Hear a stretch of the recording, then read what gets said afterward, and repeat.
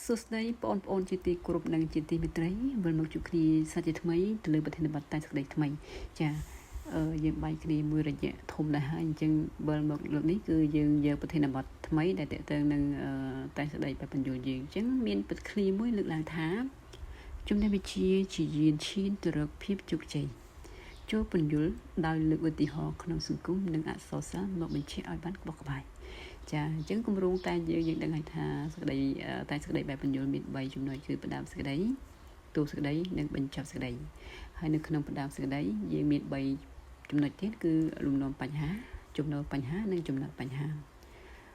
លំនាំបញ្ហាគឺជាការលើកយកឬក៏សរសេរអ្វីដែលទាក់ទងទៅនឹងប្រធានបទឬក៏នៅជុំវិញប្រធានបទចា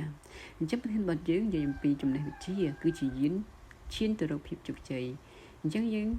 យកពីបញ្ហាជីវភាពរស់នៅរបស់សង្គមយើងណាមនុស្សម្នាក់ៗណាអញ្ចឹងនៅក្នុងជីវភាពរស់នៅប្រចាំថ្ងៃរបស់មនុស្ស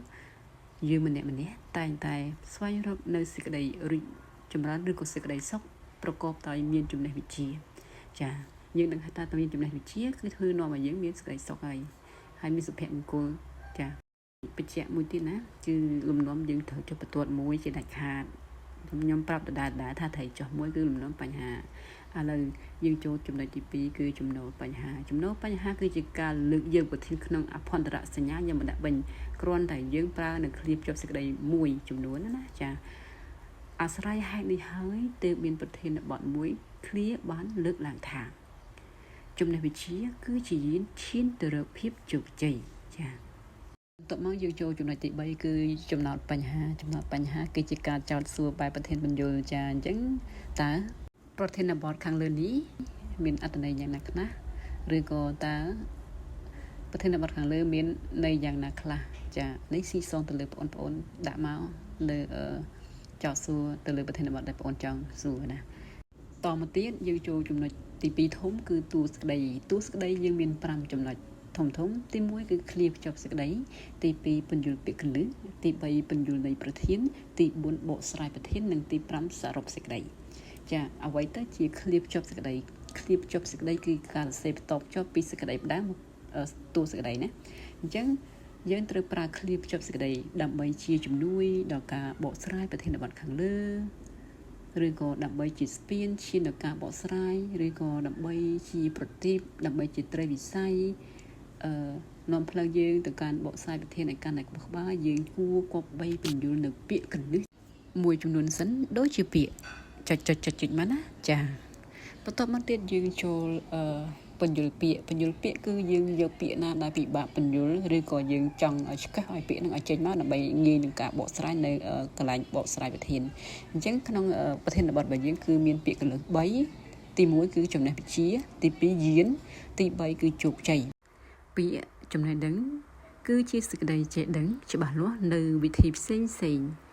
ចំណែកពាក្យយានគឺជាគ្រឿងដឹកនាំគ្រឿងនាំបន្ទុក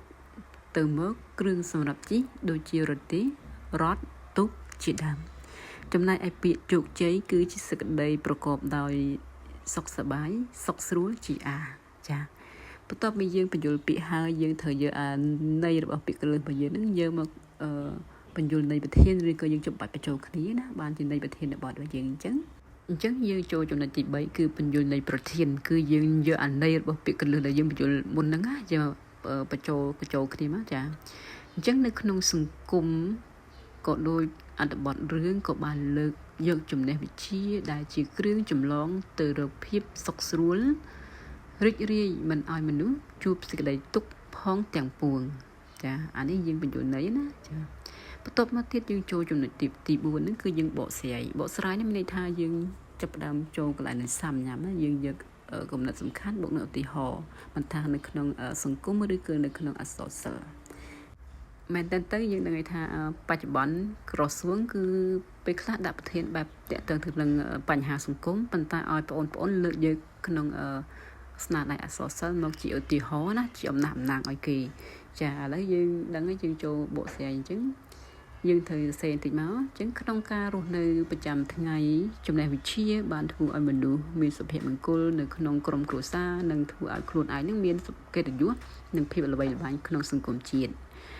នឹងបានយល់ពីតម្លៃនៃចំណេះវិជ្ជាក៏បានបញ្ជូនកូនទៅរៀននៅសាលាបានរៀនសូត្រជ្រៅជ្រះដើម្បីមកប្រកបការងារជួយសម្រាប់ដល់ក្រុមគ្រួសារនិងធ្វើឲ្យគ្រួសារមានកិត្តិយសថែមទៀតផងបន្តមកទៀតយើងយកគំនិតសំខាន់ណាចានៅក្នុងសង្គមតួយ៉ាង